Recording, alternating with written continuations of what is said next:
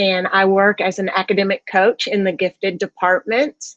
It's a pretty small department. We're located at Camp Edwards, and right now there's just 7 of us. Last year, when LeBron was the gifted coordinator, there were only 2 people. So we've made a lot of progress in gifted ed and JCPS, believe it or not, even though we only have 7. And then one other thing to know about Lindsay and I is we were both participants of Project WRAP, which helped us with gifted characteristics and underrepresented populations. That was the main focus of our training because of the schools we worked at. So if you're interested in looking into Project WRAP, you can Google it, and in my time off, I might try to find some information and share it with you too.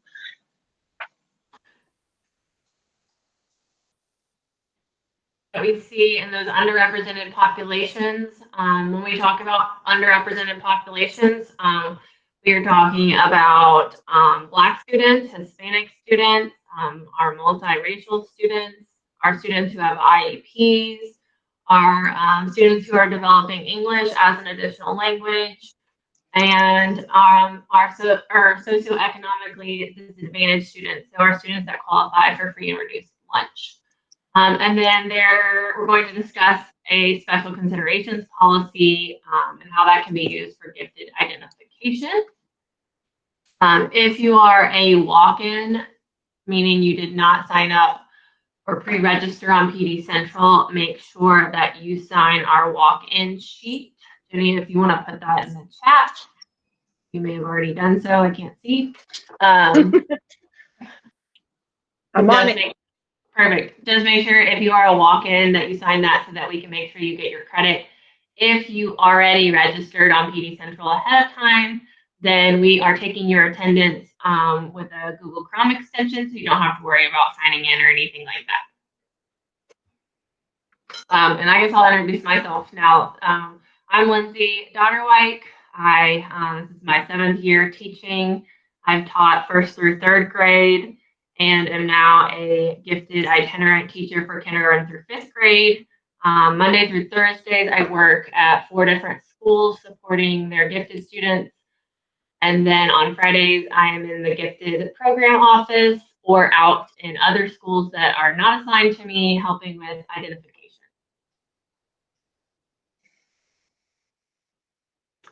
And just a reminder, especially if this is your first session of the Institute, if you are signed up for the 12 to 3 block for this afternoon, you need to attend at least 2 sessions to get your credit hours. I highly recommend sticking around for Colin Seal's session at 2 o'clock.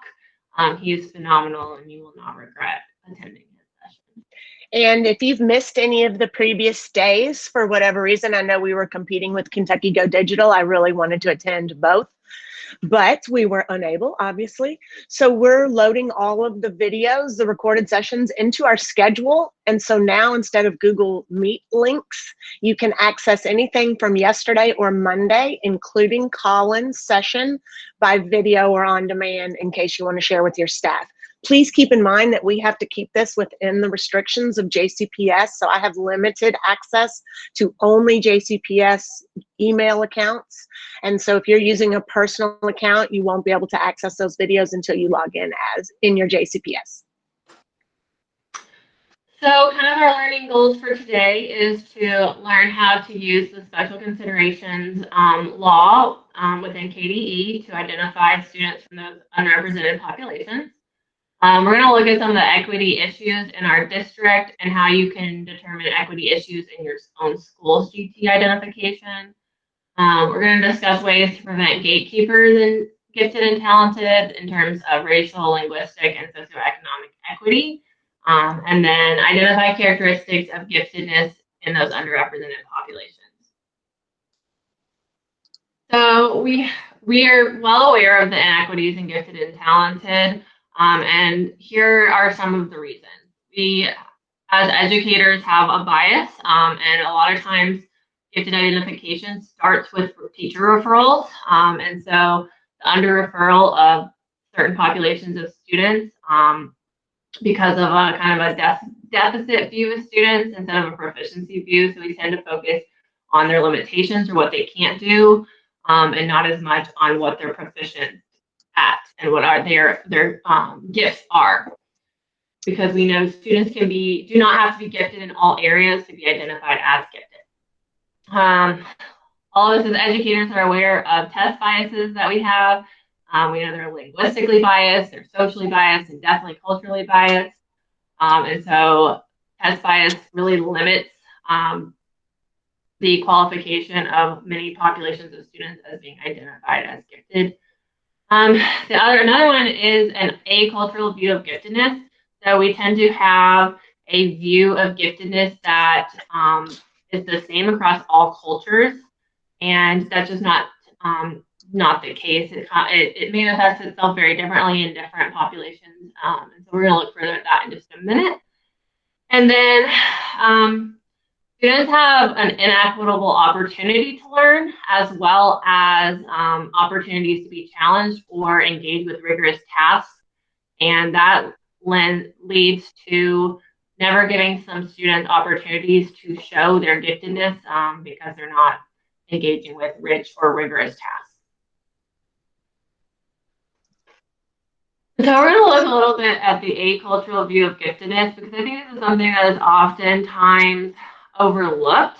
And so an acultural view, we're talking about giftedness, but this can be applied in many areas, is basically taking the norms of the majority culture, so which we know that in the United States is a white middle upper class culture.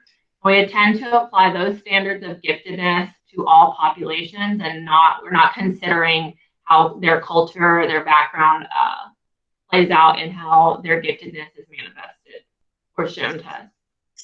And so the other problem is that teachers who are not trained in any kind of gifted identification or what giftedness looks like, they refer to their own kind of personal view of giftedness, typically takes on their background, and they identify based off of just that.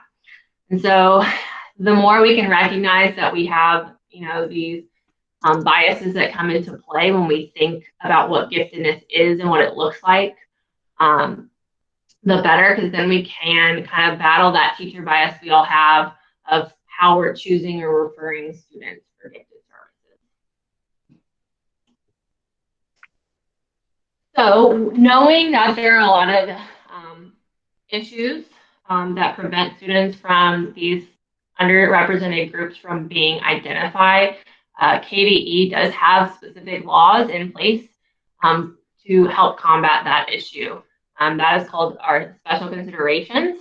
I'm going to read the law because I think it's important to start with the law and realize that this is something we are responsible for as a district and at our school levels. So school personnel shall take into consideration environment, cultural, and disabling conditions which may mask a child's true ability.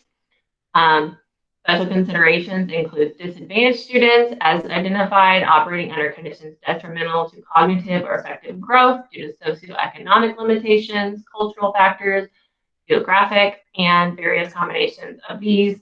And the whole purpose of this policy that we're going to dive into is to combat those issues we just talked about, teacher bias, especially those that, those that fail to reach that stay 9 score for that general intellect or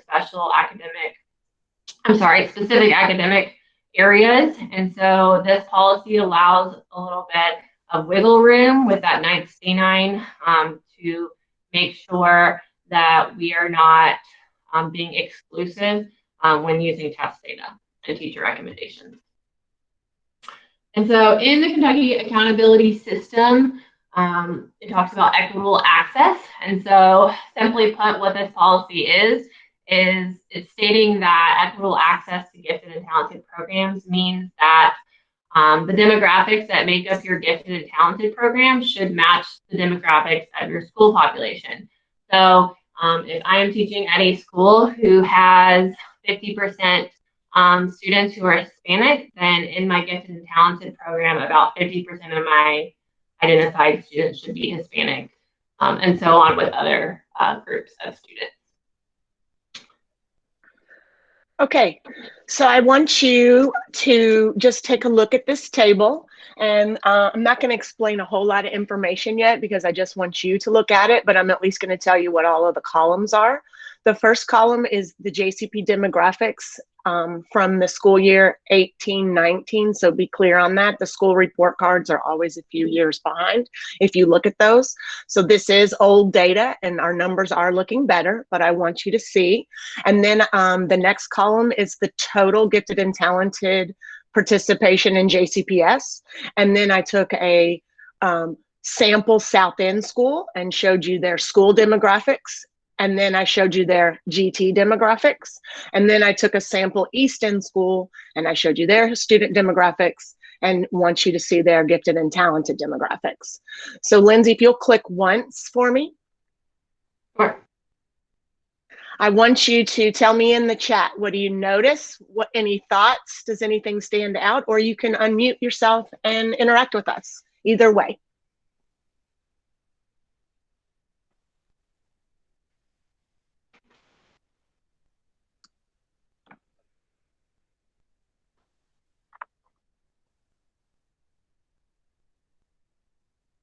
And hopefully the quiet means you're really looking at this because it does take a few minutes to process. And I know in the virtual world, I tend to move quickly.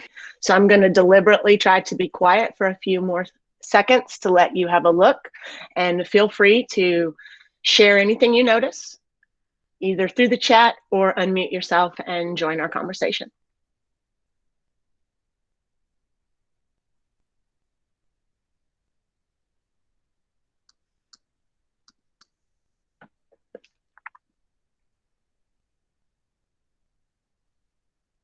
Yes, Michelle, lots of lack of, I can never get that acronym, but I know, thank you for that. It's great. I call them GAP kids and underrepresented kids, and I'm not as familiar with that acronym, so thank you. The acronym is Black, Indigenous, People of Color. Thank you, Michelle. You're welcome. Yes. Go ahead and click it again, Lindsay. Oh, sure. Thanks. So let's kind of take a look, and I summarized some of the points. Obviously, anything in red is an underrepresentation in JCPS or in the specific sample schools I showed. Some of the things that hurt my soul a little is zero representation. Anywhere you see a zero, it stings a little. So we want you just to be aware of the demographics. We know that there is a lack of representation. And we are working on using special considerations, educating you all so you become advocates in your own school. And one of the things we would highly encourage you to do is go to your own school's Kentucky report card and run these numbers. Create this table for your building. This will bring people's attention a little. This is very clear. Numbers don't lie. So you can see we are overrepresented in white. We are overrepresented in Asian and JCPS in general. Okay, and then if you look at the South End schools, we have zero African American representation. Now their school is only 10%, but that number should also be 10%. The Asian is underrepresented, and then the big one is the Hispanic population in that building. And I'm looking at the South End school columns, and you can see 19% of that school is Hispanic, and 0% of those students have been identified. And so we're really working on that. And then, of course, East End schools, you can see one that really stands out is the over-identification, again, of whites. The school is only 53% whites, and there's 70, almost 80% of that school GT population is white. So we've definitely got some work to do. But keep in mind, the good news is if we ran the 1920 numbers with all of our gifted push lately, I believe these numbers are increasing. And so that's the good news. And here I did share a link. We want you to have access to the Kentucky School Report Card quickly if you want to do this with your staff. We are big fans of Dr. Donna Ford. If you're familiar with her writing, we're getting some of the information today from her book. She has written many. She is one of the leading activists and voices for underrepresentation in gifted ed. She is an amazing woman. If you ever have a chance to see her virtually or in person, Lindsay and I highly recommend it. And then, of course, the NAGC has a lot of the same policies for special considerations, and that's the national level. And we wanted you to have that access and information. If you're nerdy like us and you like to just go look around, there's some really helpful information on their website as well. And so we're just showing you what Dr. Ford advocates for. She has a pretty liberal and casting a wide net. That's her whole term, is she wants to be inclusive in gifted programs, particularly for underrepresented populations, because of all the things Lindsay mentioned, test biases. One test score isn't a child's sole defining moment in life. So she advocates for this 20% equity formula. And we just wanted you to see if we applied this.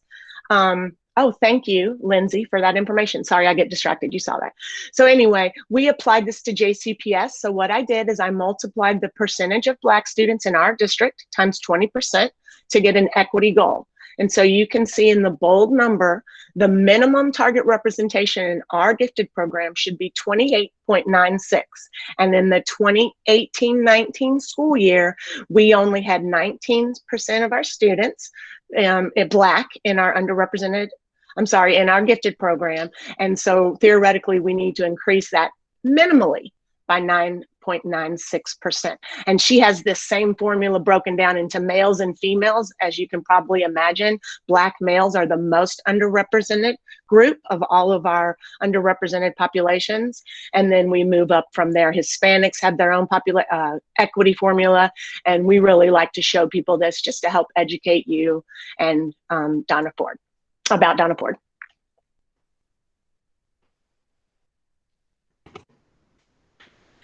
So just a quick overview of the areas of giftedness and how that relates to these underrepresentation issues. So there are 5 areas of giftedness: general intellect, specific academic aptitude in either math, ELA, science or social studies, creativity, leadership, and visual performing arts. And what tends to happen when we focus on equity in identifying for giftedness is the immediate response is that these underrepresented populations get heavily identified either in creativity or visual and performing arts. And that in itself is problematic because it's kind of labeling those kids as, oh, they can't be academically gifted. They're only gifted in these certain areas. And so these underrepresented groups we're talking about are not just gifted in those areas. They should show up in all 5 areas of giftedness. We're going to focus on using this policy in those academic areas, but we do also in leadership see problems with underrepresentation in leadership because we tend to apply kind of that white middle upper class norms of what leadership looks like, and we don't consider how leadership manifests itself differently in different cultural backgrounds. And so that's something to note when we're identifying for leadership as well. So we're going to start with the JCPS and KDE's identification policy for 2 academic areas. So this is the policy for when special considerations is not applied. So this is just a general policy. So to be identified in general intellectual ability, a student has to score within the 9th STAY-9 on a full-scale test of intellectual ability. In our district, that is COGAT, but families are able to have outside testing done as well. So there are other tests listed, as well as 2 other pieces of evidence. There's many other pieces of evidence that can be used that can be seen in the campus, but some of those might include formal assessments, parent recommendations, awards, teacher referrals, and so on. And then very similarly for specific academic aptitude, again, a 9th STAY-9 on a subject test score of achievement. In our district, we use MAP, as well as 2 additional pieces of evidence.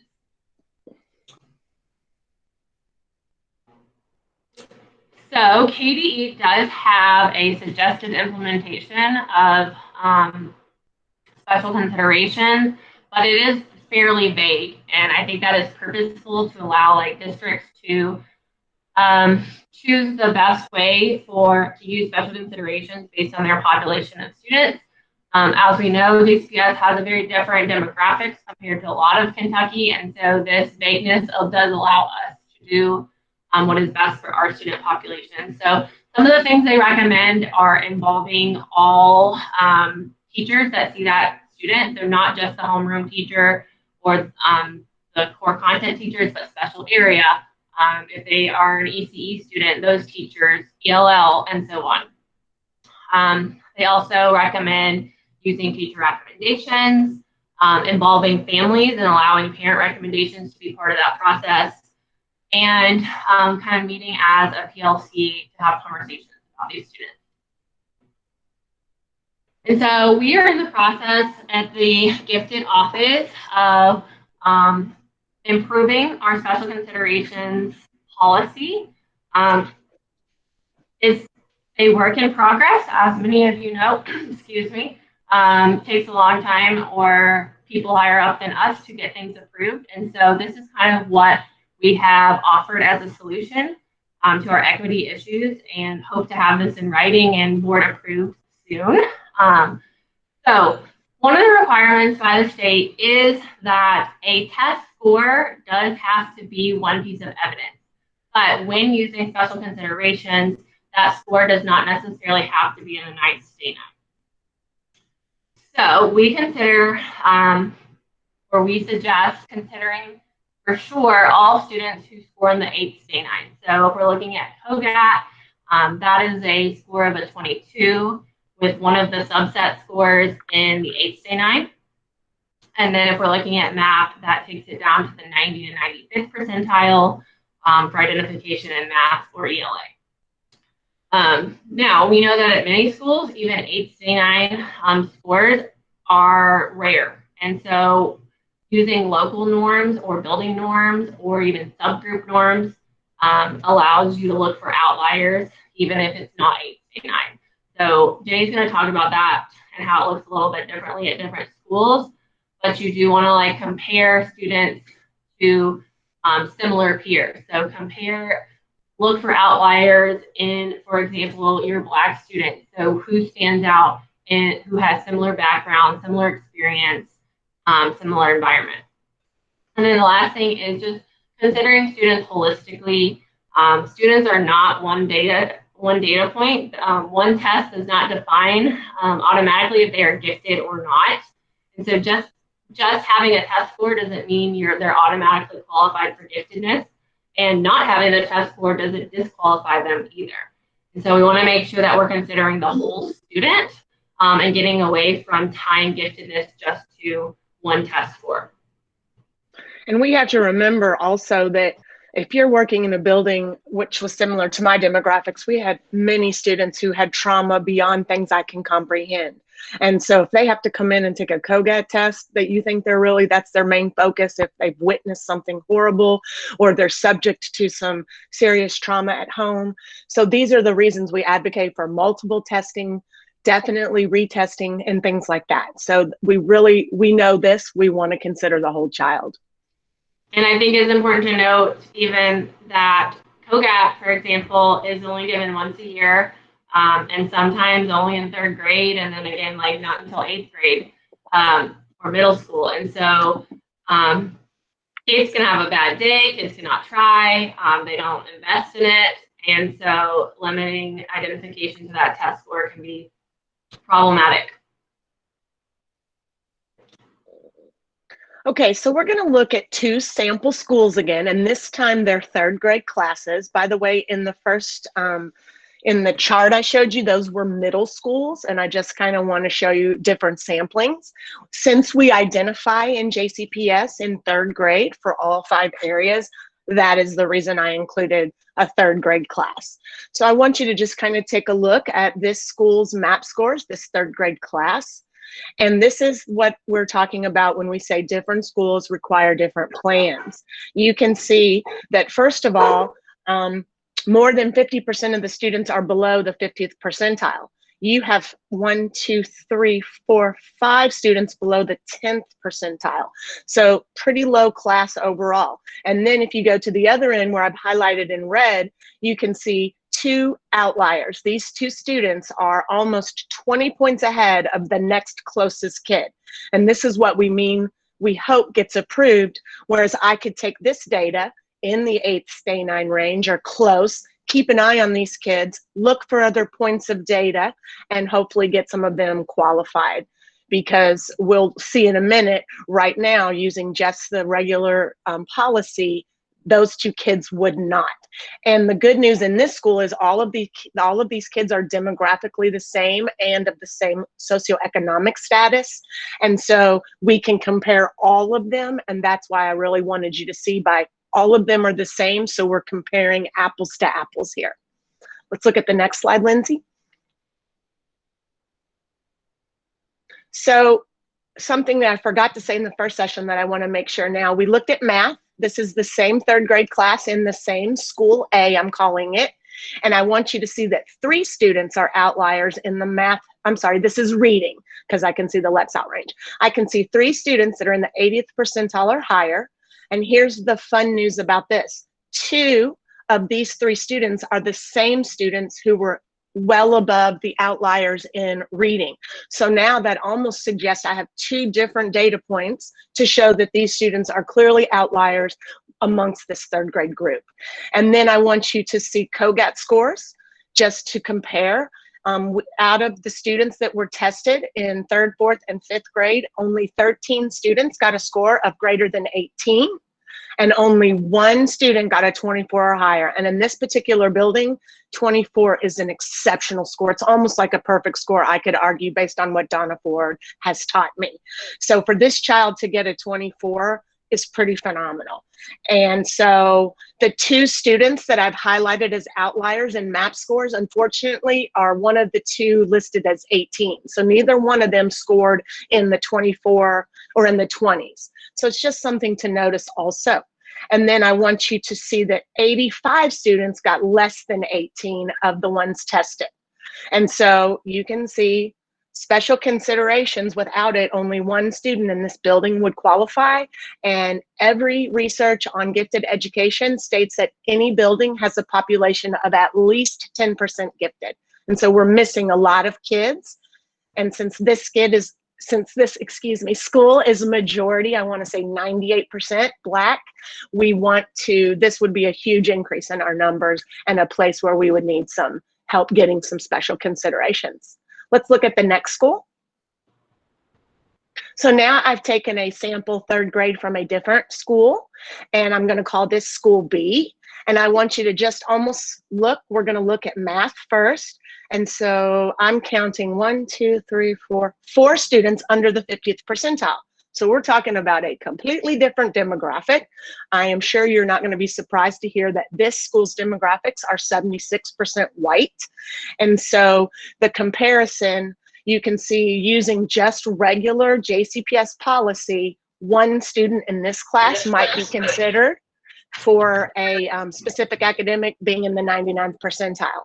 Now, Lindsay reminded me of a very good point. This school is in definite need of special considerations because some of these kids that are lower down need to be compared with the Hispanic students in the building or the Black students or the ELL students or any of those subgroups we've been talking about and see if we see any difference. Otherwise, I could probably guess that none of those students, I shouldn't say that, but I'm going to guess that most of the students that I'm highlighting in the 99th percentile are not going to be one of our underrepresented groups. And so looking at their COGAT scores, 135 students got above 18, just to show you the difference in just numbers. 46 got greater than 24. Now, that's amazing, and we're not going to disqualify them because they are clearly gifted if you can find 2 more pieces of data. But you also want to make sure you're looking at every single demographic in the building, and I've kind of mentioned that already. And then look at how low the number is of kids who got less than 18, only 43 students. So it's good to see that we have lots of demographics in JCPS, but I want you to see there are some real disparities among schools. And then, of course, this same school B, I ran their reading scores. And right now, I would keep an eye on the 3 that I've highlighted. And again, I would look at the demographics of this class and see if you have any outliers in one of our areas of underrepresentation and run with that. But you can see just by looking at data points, I would not identify anyone in specific academic using JCPS current policy without special considerations. These 3 ladies are in the 92 and 93rd percentile, so they're close, and I would certainly put them in a differentiation and give them some rigorous material, and we will probably see them grow, but currently they would not qualify. And so kind of just to reiterate some of the points we're trying to make is GAP kids, we've said, do better when exposed to the test multiple times. In that same building, I was the gifted coordinator for 4 years. It was very hard to get a 21, let alone a 24. But what I noticed is if I kept up with some of my lovelies, by the time they got to middle school, many of them were getting that qualifying point, especially if they were allowed to sit in. I heard Latanya and LeBron mention that, and I'm so glad they reminded me of that. So given the opportunity and the space, we would encourage you to move some of our underrepresented kids into these advanced program classes and gifted classes to allow for that exposure, because there's the next point. It takes 2 to 3 years before they can get the qualifying score. We obviously don't want to judge books by cover.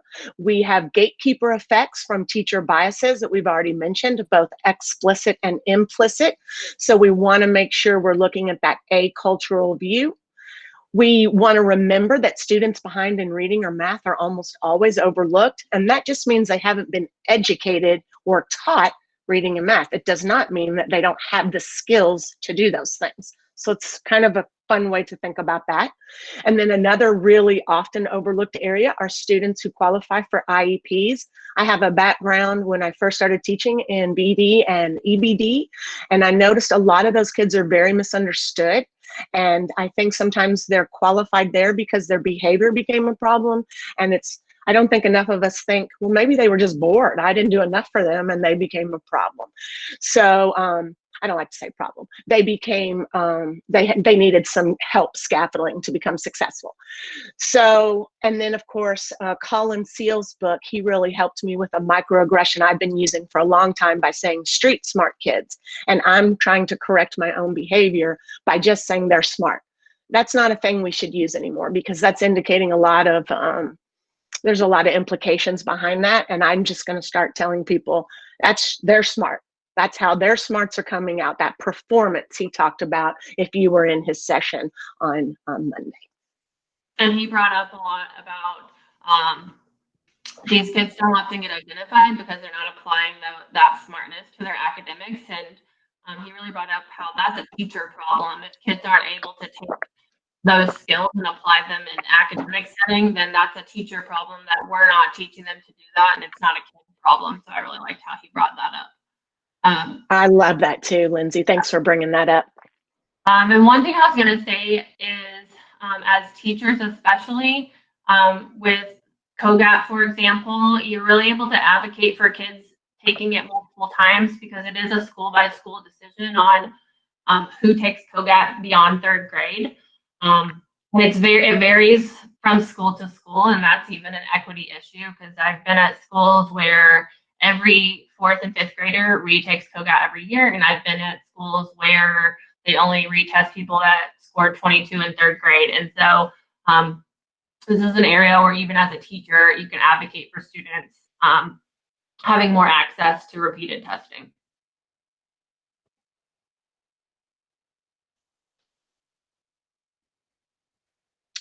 And let's look at we're going to show you some common characteristics of our general intellectual and specific academic students.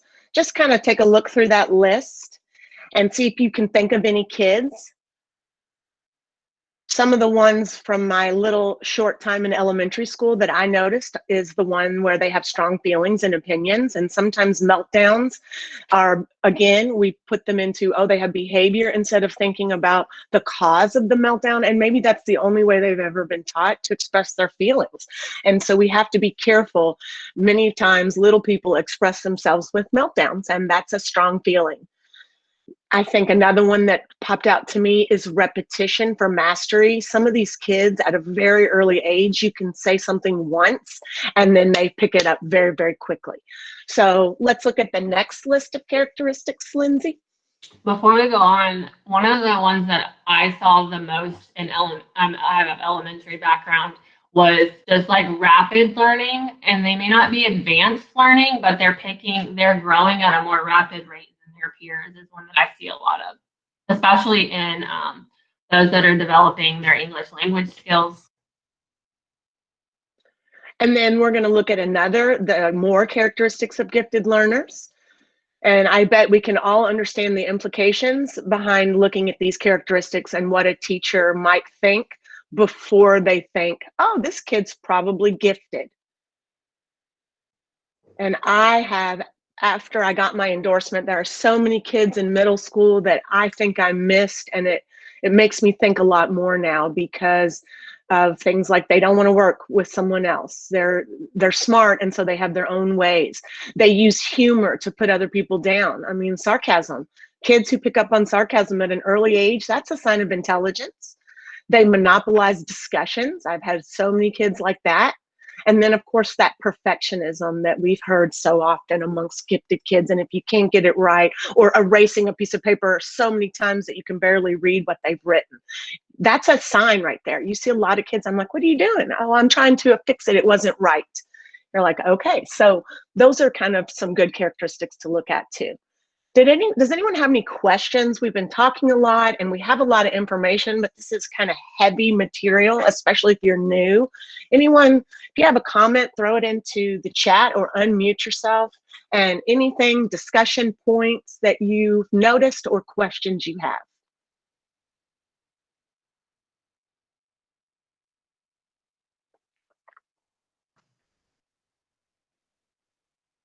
Okay, well, I'm going to keep talking, and then if you have anything, please interrupt me, unmute yourself. I love that Michelle was willing to help me learn and grow, so thank you for that. Let's keep moving.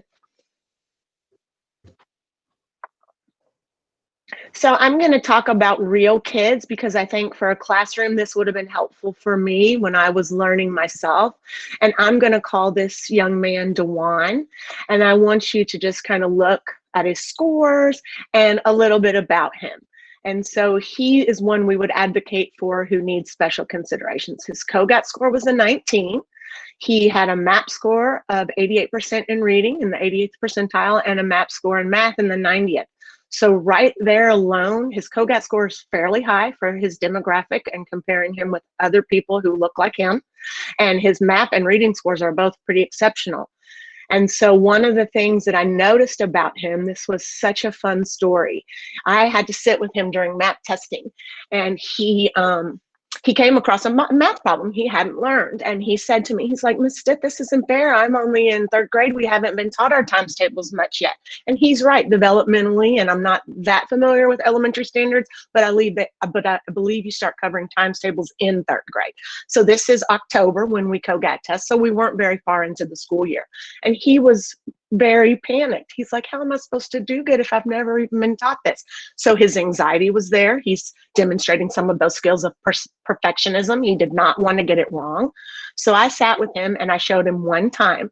I said, Dewan, multiplication is just repeated addition, and you're really good at addition. So I showed him a very simple example of 6 times 2.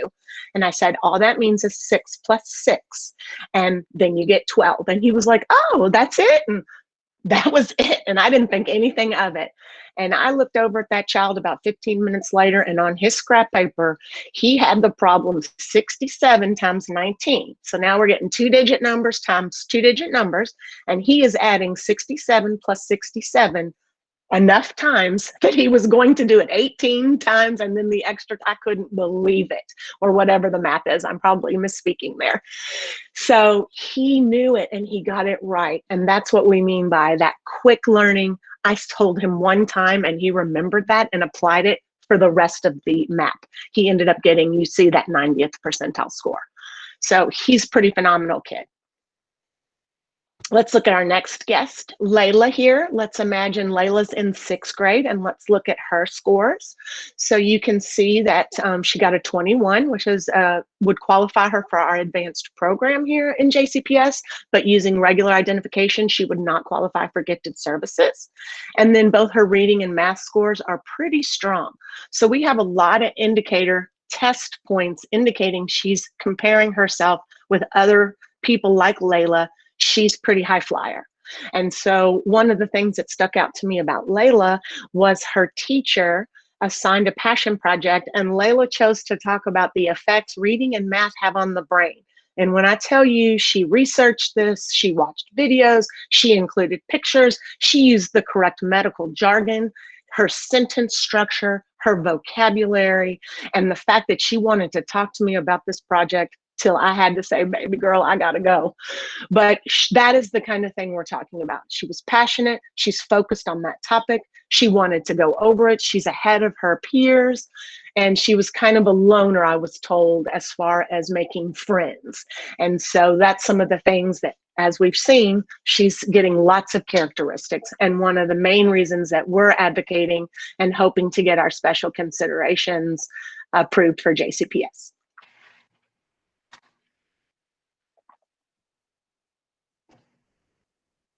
And so I think we have a little bit of time. I don't think we're going to do the breakout rooms. Lindsay, what do you think? Do you think?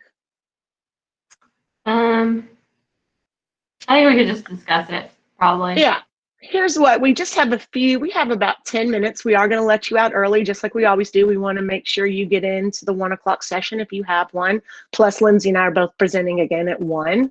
But I want you to click on Lachandra. And I want you to read this short vignette, please. And then Lindsay's going to click for us. And then I want you to think about our characteristics on slides 16 and 17. And when you skim it, or you've kind of, I'm not going to read it to you because we read faster when we do it ourselves, but I just want you to unmute yourself. Do you think she's going to qualify using special considerations? What do you notice about her? Do you see any of these characteristics showing up? And so I'm going to set the timer for about 5 minutes, not 8. And take a moment to read Lachandra's little vignette for us, please.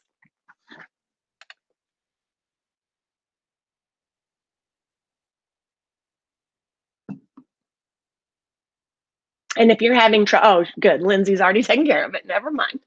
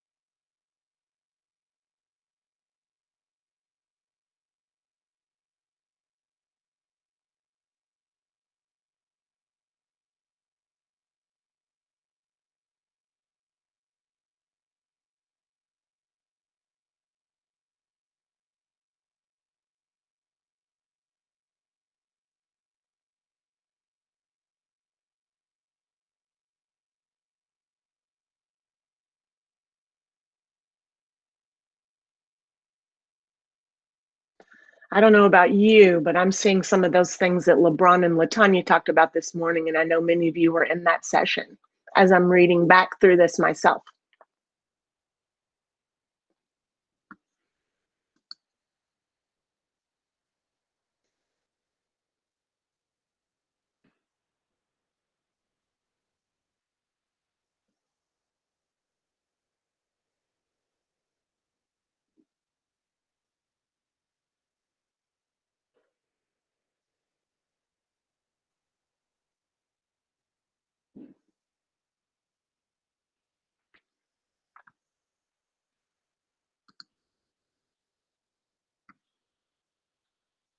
Okay, our time is almost up, and we would sure love to hear some of your thoughts. First of all, what do you think? Would she qualify using special considerations? Do you see strengths and weaknesses in Lachandra? If you'll unmute yourself and share. I see strengths and weaknesses in Lachandra. I think a lot of what she does, though, it's she's learned from her mother. Her mother doesn't have high expectations, so she's learned to not have high expectations of herself because she doesn't challenge herself. She goes where it's easy. She takes classes that are not challenging to her. I think she would be a good candidate, though, because I think you become what you see. And right now, in her where she is in life, she's looking at what she wants to please her mom, but she really hasn't examined herself, and she really hasn't had really an opportunity to get into advanced classes that will challenge her because she has a lot to offer. And Coletta, what happened when she was put in the advanced class? She thought the teacher didn't like her. Exactly. And mom approved her to get out of the class. Right. But mom is saying, well, she really doesn't need all of that. And it's okay to quit when you don't think someone likes you. That's a learned behavior that she's getting from mom, is that it's okay to give up when someone doesn't like you. Well, it really doesn't matter who likes you. First, you have to have self-esteem and like yourself. And I guess the beauty pageant and those type of things give her esteem, but she probably would do a lot better getting her education. I think she's a smart kid, but she's just being directed. Her path is not, I won't say being directed, but her path is not clear.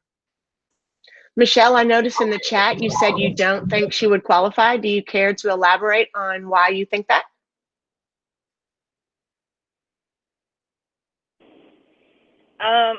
I feel like students like this sometimes allow themselves to get in their own way.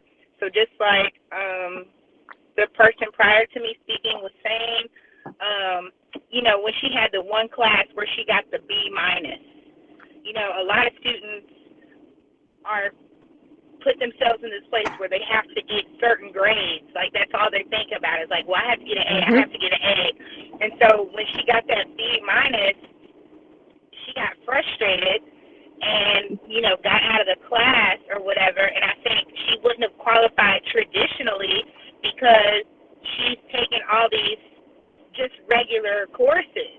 She's not doing anything to kind of push herself and challenge herself, especially when it comes to those classes that could really push her to help her think, more critically and all those kinds of things. I think it's important for students to understand it's okay to get a grade that's not an A. And so helping students to kind of accept that and understand that that's not a reflection of who you are. Just because you got a B doesn't mean you're a bad person. It just means you're going to have to put more effort in, where it seems like her mom has allowed her not to put that effort in. And I Thank you so much. That brings up a really good point she was talking about grades, and like, it's so focused on those grades. Students are focused on grades because our education system is focused on grades, and getting into college is based on grades. And they're so focused on that versus the level of the course. So an A in a lower level course versus a C in a very advanced course isn't really considered how different those are. And so I think that becomes a problem, especially if we're using grades to determine, I guess, kids' paths as well. And the other thing that one of you all brought up that made me think is oftentimes when we see giftedness in students, all we're really observing is their prior knowledge because they had more opportunities than another student. And so I think we have to really look past the difference between, they had all these opportunities to learn and they're just regurgitating that knowledge versus a kid who is really showing giftedness based on what background knowledge they may have or experiences they have. Okay. Thank you. Anyone else have something else to add before we finish up today? Okay. Well, thank you. Lindsay? So just to kind of wrap up some ways that we can increase or better our equity and gifted identification in our district and beyond is one, to start early with talent development. I know Colin Steele talked a little bit about this if you were here with us on Monday, but we're really pushing in kindergarten through third grade when we're talking about primary talent pool, especially, is using those equitable identifications early. And so primary talent pool is basically a talent development type thing. It's a lot, the net is a lot wider. It includes more like 25% of students instead of gifted being a lot smaller. And so if we can identify those underrepresented groups early and really develop those talents and gifts and their potential, then gifted identification later is more likely. We believe in using universal screening, so making sure that every child is screened and not selecting students who should be tested or relying simply on teacher referrals. We need to make sure that we're giving students more opportunities to showcase their gifts. And so we know there's sometimes inequitable opportunities of rigorous instruction based on school or ability level. And so making sure that we are providing opportunities for students to showcase their abilities to us. Making sure that we're looking at kids holistically. They are not defined by one test or even a few tests. And so making sure that when we are looking for their gifts, that we are looking from input from all of their teachers, their classwork, things they're doing outside of school, involving families, and so on. And then using local norms. So all of our tests are norm referenced nationally, but we know that our district and in our particular schools, that looks very different. So casting a wider net of looking for those outliers at your school level, even if they may not be reaching that 8th or 9th state 9. And then lastly, it's just trying to get more teachers trained and gifted, especially through the lens of equity, because again, we talked about that acultural view of giftedness. We have like a preconceived notion based on most times white norms, white middle class, upper class norms, and different cultures manifest in different ways that their gifts and their talents. And something I was just typing in the chat for you all to see is 51 teachers in JCPS out of 6,700 have their gifted endorsement. So you can see it's a very, very small pool. One thing, if you're interested in, we have a cohort starting, and a couple of my boss told me there are a couple spots to fill for the fall 2020. So if this is something you want to pursue, or you don't have a rank 1 yet, or you're working towards that, email me, jennifer.stith, and we'll make sure to get your name to my boss. And then the last thing we're going to say is one of my jobs is to help train staff in elementary, and Lindsay is also able to do this in response lessons. So if you're a counselor or you are a teacher lead in your building, and you're interested in getting your primary teachers K through 3 trained in response lessons, that is a big place to start, so we can start casting that net wider.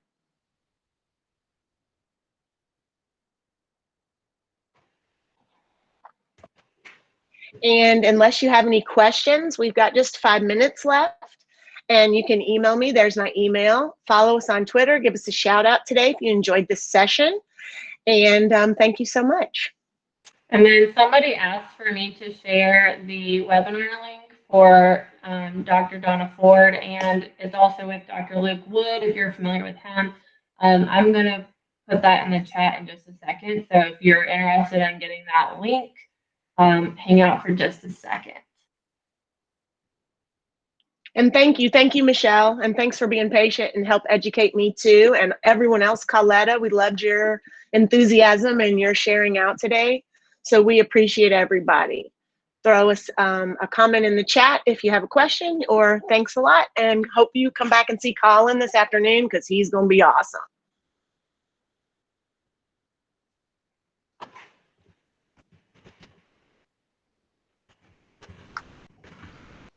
Thank you. Thank you, Coletta.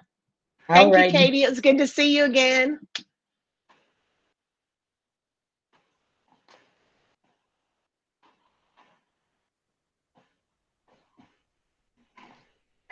There is the link, and if you scroll down to the bottom, there is a like infographic where you can like register.